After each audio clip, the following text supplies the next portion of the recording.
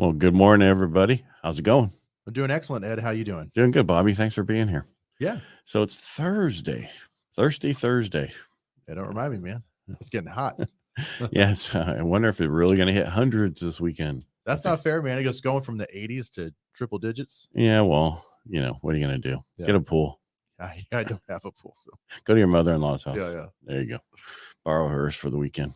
Yeah, but buddy of mine from church, I was like, hey, man, we need to get together. And he's like, I heard it's going to be like 105. I have a pool. I'm like, that sounds good. Yeah, I'm just glad we have it. I've been using it since we got it in October. Yeah. In between doing your cold dips and now doing your cool offs, huh? Well, yeah, and it's still a little cold. We don't have a huge pool, but it's not super warm yet, Yeah. Nor do I want it. I like it cold. We've been out in this last weekend. We were in it, and my wife's like, it's cold. I'm like, it's perfect. My favorite time to swim is right after sunset, man. Oh yeah. Yeah. I got to put my projector and the thing up so we can watch movies. Nice. I have a TV already out there, but I want a projector. Nice. So we can sit on the patio and sit in the pool and watch a movie, during the summer. Well, I guess we are summer. Technically, it's just been super mild, right? Oh, it's perfect. But this is how we get so used to this kind of, and then all of a sudden July hits, and then the July 4th week, and it's 110 usually. So luckily we don't see those numbers right now. That's true. So everybody stop complaining about triple digits of 101, 102 when we used to be 110 during this week. So I looked at the cabin. It's like 80. All right, let's go. I'm just kidding. There you go. No, we're staying down here. We spent a lot of money for this pool. We're going to use it. Damn it. Yeah. We're going nowhere. Yeah.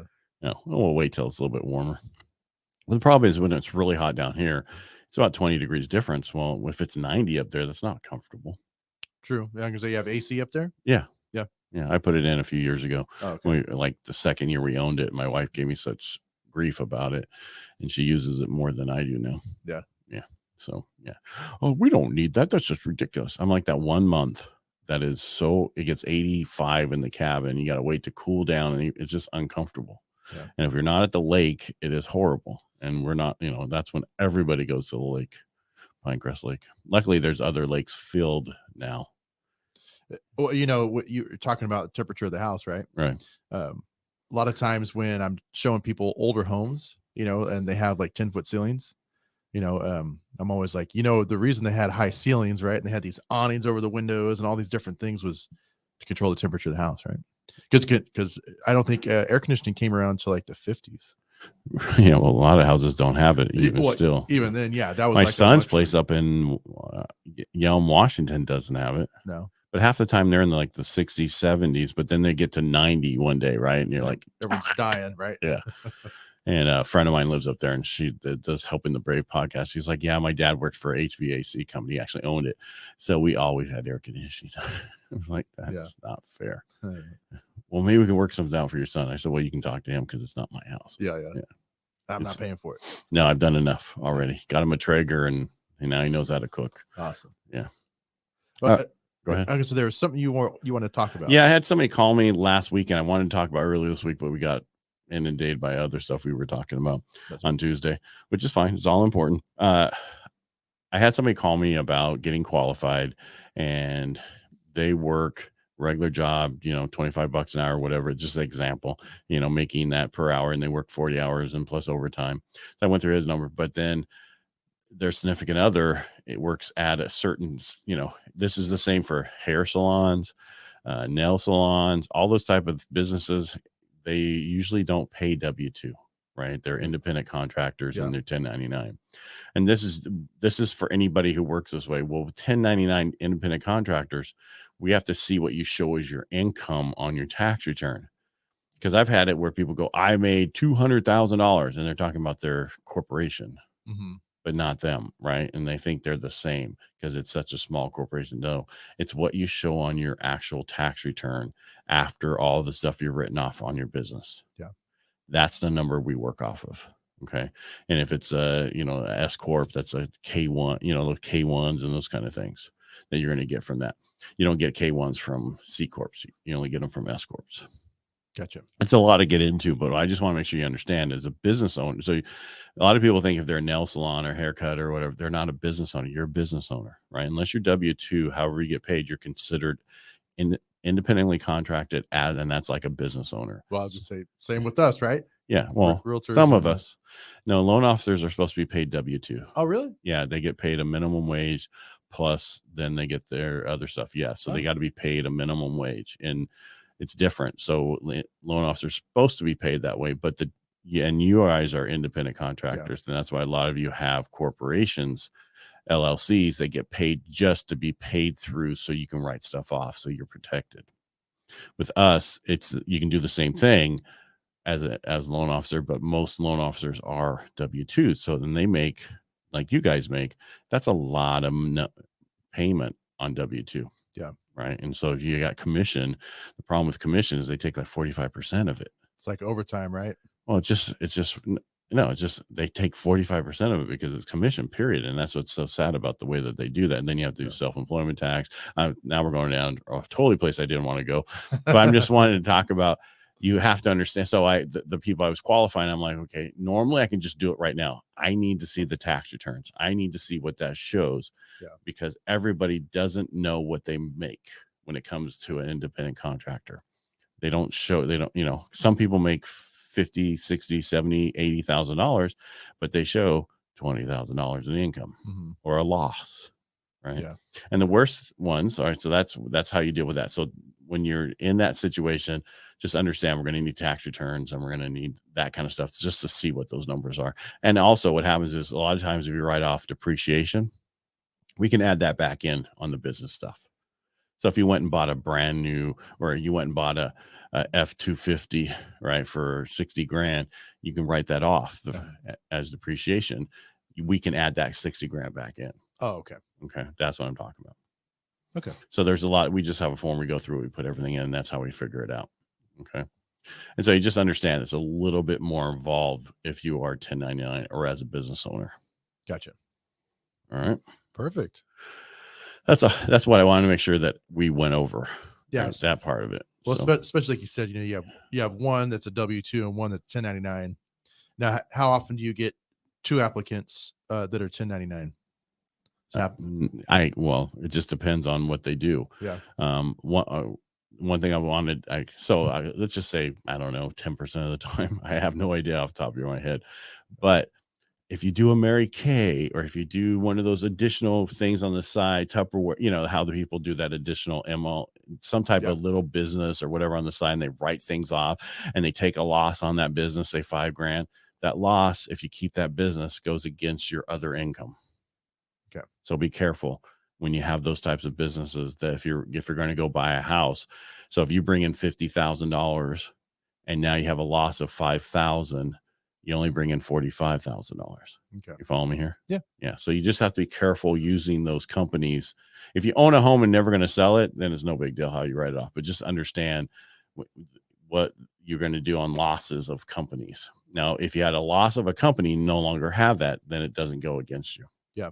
You just have to prove that you closed it, which is not a big deal. Something else I wanted to mention, I know we've discussed it in the past, but I spoke to two different agents over the weekend, and they were telling me, and they both told me independently about this happening to them. Right. So, okay. They both had clients that were in the process of looking at homes, right? Had already gotten a pre-approval from the lender. And in one instance, the client thought they were okay to go purchase a new car, right? they kind of assumed, right? But here's the worst part. The second one, they checked with their loan officer and he said, "You're good to go. As long as your payment doesn't go over this." Yeah. Well, he was incorrect. And so I tell everybody, no, wait till you get your house. Yeah. Yeah. So long story short, just don't make any purchases. No, let's not push it to the edge, right? Or get, have a squeaky. Yeah. I mean, finish. There's some, I had one where the engine blown, they didn't have any other way. They had to do it and they stayed within the number I gave them. They were fine. Yeah. But if you need to wait, if possible, wait until you get in the house, because the car place is going to look at things totally different than what we look at, meaning that their debt to income ratio can push the numbers that we can't push. Yeah, they'll Right. they'll sell you a car for half your income. By the way, you can return those cars up to 5 days. Oh yeah. Yeah. I had one that he bought one. I told him to go take it back. He took it back. He did. Yeah. Because now they have it where you can return the cars in so many days. Gotcha. Where years ago it was like, you bought the car, sorry. I almost went to flip you off, like it's yours now, sucker. Yeah. No, now it's different. So Yeah. Okay. a lot of those places have a week or whatever to return it. Now, how long after? I mean, pretty much as soon as you close, right? You're good to make another purchase. Because technically, as soon as you fund, yeah, you're done. Okay. I always tell people, wait till you record, then there's nothing we can do, because just the moment you get your keys, go get your car. Yeah. And that's what my son did. He bought his house, closed on his house, and got his car. Yeah, because he needed a new car because he sold his Jeep up there. I'm like, you do not do anything and he had already found the place and everything. They're going to do it, and then he sent the money down. So they held the car for him until he got down here. Yeah. Okay, that's smart. Yeah. Well, they listen. Talk to his old man, huh? Yeah. Yeah. You got to listen, man. It's like those little things can mess people up. I've had it where girls have bought trucks or whatever for their boyfriend, right? And that they can't buy a house now. Yeah, don't get in that. If you can't afford a vehicle, don't get it from somebody else. Talk to your parents, not anybody else. I had a resident years ago. They wanted to buy a house, but in between both their car payments, it was like $1,700 a month. And I'm like, why you? Yeah, that's a house payment. One used to be. Yeah, one had a lifted truck with all the bells and whistles, right, and fancy wheels. And the other one had like a Mercedes SUV. I'm like, you live in an apartment.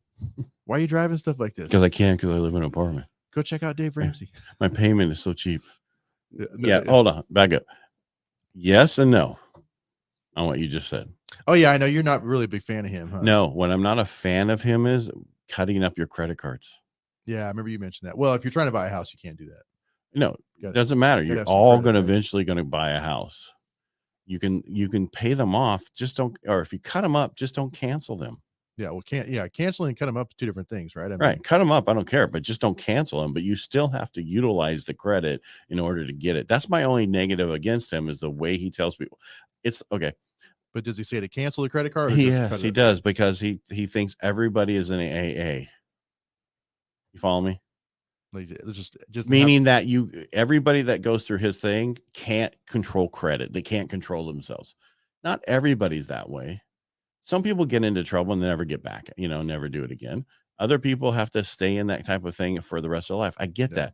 But most of those people aren't going to go out and buy a house that are at that point. They can never control themselves. Good point. Right. That's my issue with it. He treats it like that. If it's a sickness, cut them up and get rid of them. You're not going to be able to control yourself. I get it. But for the other 95% of the people or 90% of the people, understand, go through the process, pay the stuff off, but just don't cut it up. I got an argument with somebody that was going through what you were doing. They were running that before.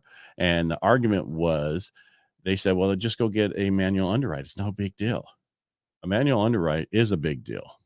Is it? Yeah, it is a big deal. It means instead of automated, you have to have a person do it. That means there's only a limited amount of companies who do manual underwrites. That means you've limited yourself to a few companies, and one of them is through where you are.